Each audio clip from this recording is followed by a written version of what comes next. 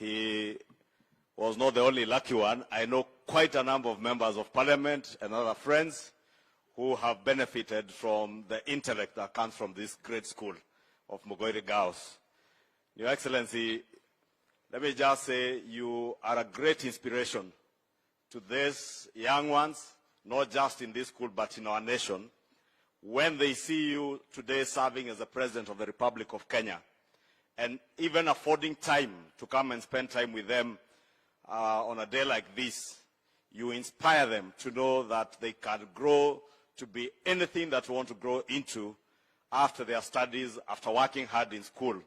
Your Excellency, you serving us as the President of the Republic of Kenya, having come from the humble background that you came from, and knowing that hundreds or millions of our school-going children, especially those who are in our public schools, all come from humble backgrounds like the one that you came from, together with our Deputy President, and many of us, Your Excellency, is indeed a great inspiration. Your Excellency, in conclusion, your presence here today in a school environment signifies the kind of peace and tranquility that Kenya is enjoying today. And I must take this opportunity to thank you for having ensured that the people of Kenya continue to enjoy the peace and tranquility that they prayed for even as they went into elections, Your Excellency.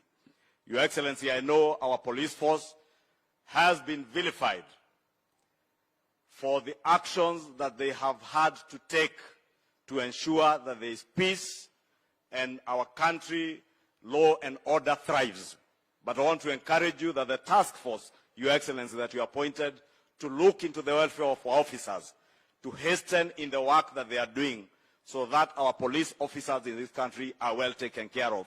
Well taken care of as well as they took care of the lives and property of Kenyans during these last 3 days when those who are engaging in subversive activities tried to interfere with the peace and law and order of our country, Your Excellency.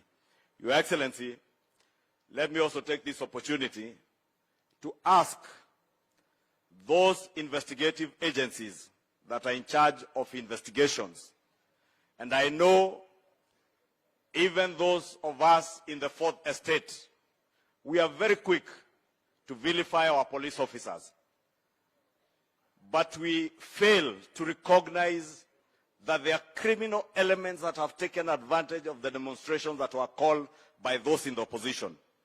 And we have seen even armed groups engaging our police officers with arms.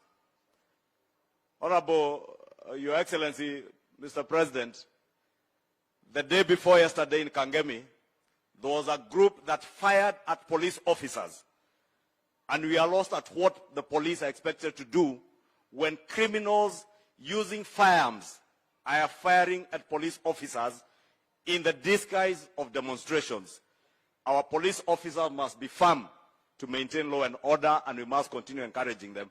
And we ask the investigative agencies to make sure that the criminal elements that have penetrated this demonstration, Honorable Speaker, as those who have called for the demonstrations, we hear they call for the demonstrations, and together with their families, some have gone to Mombasa on holiday, others are in Dubai, others are in London, as they leave young people to be battered in the streets and to fight with the policemen in the streets, Honorable Speaker. You know, Honorable Mr. President, Your Excellency, you know we are used to addressing the Speaker in Parliament. So you should have said point of order, Mr. President, and I would have resumed. So, Your Excellency the President, being the Commander-in-Chief, I want to encourage you that do not relent in safeguarding the peace and security of our country. And nobody should intimidate our officers who have done a splendid job in maintaining law and order. With those many remarks, Your Excellency, allow me to now invite the Leader of Majority in the Senate, my brother Aaron Cheruiyot.